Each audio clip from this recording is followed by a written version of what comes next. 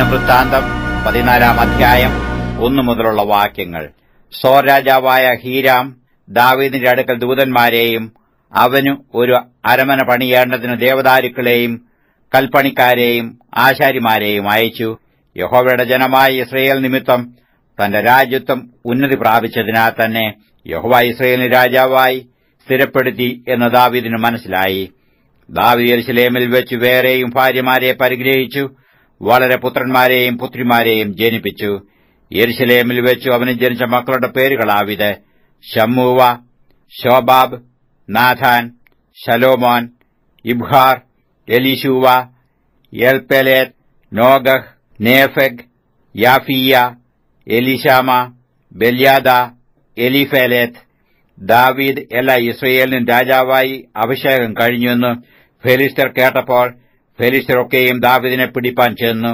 ദാവീദ് അത് കേട്ടു അവരുടെ മുമ്പിൽ നിന്ന് ഒഴിഞ്ഞുപോയി. ഫെലിസ്ത്യർ വന്നു രഫായീം താഴ്വരയിൽ പരന്നു. അപ്പോൾ ദാവീദ് ദൈവത്തോട്, ഞാൻ ഫെലിസ്ത്യരുടെ നേരെ പുറപ്പെടണമോ? അവരെ എന്റെ കയ്യിൽ ഏൽപ്പിച്ചു തരുമോ എന്ന് ചോദിച്ചു. യഹോവ അവനോട്, പുറപ്പെടുക, ഞാൻ അവരെ നിന്റെ കയ്യിൽ ഏൽപ്പിക്കും എന്ന് അരുളിച്ചെയ്തു. അങ്ങനെ അവർ ബാൽപെരാസീമിൽ ചെന്നു. അവിടെ വെച്ച് ദാവീദ് അവരെ തോൽപ്പിച്ചു. വെള്ളച്ചാട്ടം പോലെ ദൈവം എന്റെ ശത്രുക്കളെ എന്റെ കൈയാൽ തകർത്തു കളഞ്ഞു എന്ന് ദാവീദ് പറഞ്ഞു. അതുകൊണ്ട് ആ സ്ഥലത്തിനു ബാൽപെരാസീം എന്ന് പേർ പറഞ്ഞു വരുന്നു. എന്നാൽ അവർ തങ്ങളുടെ ദേവന്മാരെ അവിടെ വിട്ടേച്ചു പോയി. അവയെ തീയിലിട്ട് ചുട്ടുകളവാൻ ദാവീദ് കൽപ്പിച്ചു. ഫെലിസ്ത്യർ പിന്നെയും താഴ്വരയിൽ വന്നു പരന്നു. ദാവീദ് പിന്നെയും ദൈവത്തോട് അരുളപ്പാട് ചോദിച്ചപ്പോൾ ദൈവം അവനോട്, അവരുടെ പിന്നാലെ ചെല്ലാതെ അവരെ വിട്ടുതിരിഞ്ഞു ബാഖാവൃക്ഷങ്ങൾക്കെതിരെ അവരുടെ നേരെ ചെല്ലുക. ബാഖാവൃക്ഷങ്ങളുടെ അഗ്രങ്ങളിൽ കൂടി അണിയണിയായി നടക്കുന്ന ഒച്ച കേട്ടാൽ നീ പടയ്ക്ക് പുറപ്പെടുക.